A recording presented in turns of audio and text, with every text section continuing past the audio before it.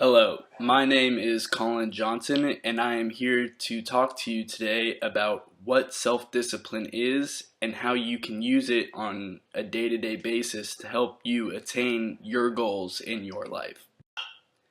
Remember when you were a kid and your mom or a family member would make cookies? I always thought that was the best day of my life. All the extra cookies would go into the cookie jar and you would be told not to take any cookies or you would get in trouble. Self-discipline is all about not taking a cookie out of that cookie jar even when no one is around and you wouldn't get caught.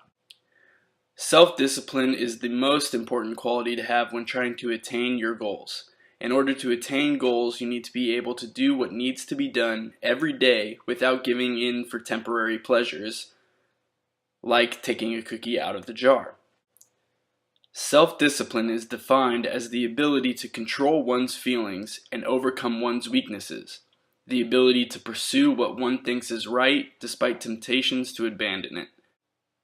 This means that in order to be self-disciplined, you need to be able to control the temptations that will keep you from reaching something that you want. One example of self-discipline is losing weight or getting in shape. Whether you are trying to lose weight or gain muscle, you need to have tremendous self-discipline. You have to eat right and exercise in order to reach your goal. Changing your diet to avoid excess amounts of sugar and carbs while going to the gym or for runs regularly is hard, especially when it takes weeks to see results. If you are able to hold yourself accountable and get into a routine, and even if you slip one day and you are able to get back into that routine, that is self-discipline. Self-discipline is a quality that leaders must have because it sets a good example and creates a culture where everyone does what is supposed to be done. If you do something wrong or quit once, it makes it easier to do again in the future. A leader needs to show that they do not quit in order for people to follow. Another example of self-discipline is shown by Jerry Rice. In high school, Jerry Rice's football coach would make him sprint up a hill 20 times before they could leave practice. One day, when it was really hot, Mississippi South, humid, he had done it 11 times and thought about quitting.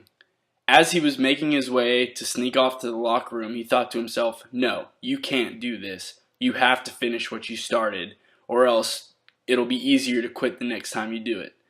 So he went back to the hill, ran it up 9 more times, and finished his 20.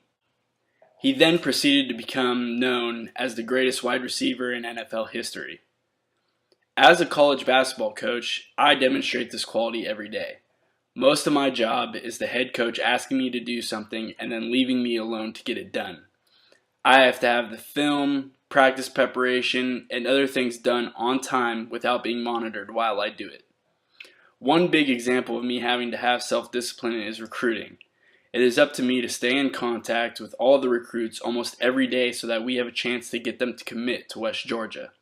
If I decide that I would rather watch a movie or play a video game instead of talking to a recruit, that could be the difference between getting a commitment or not. I set up a schedule of when to contact the recruit and stick with it until they make their commitment. In conclusion, self-discipline is something that people deal with every day. Almost every decision you make throughout the day has the right choice or a desirable one. In order to have self-discipline, you have to make the right choice rather than give in for temporary pleasure. Remember, don't stick your hand in the cookie jar.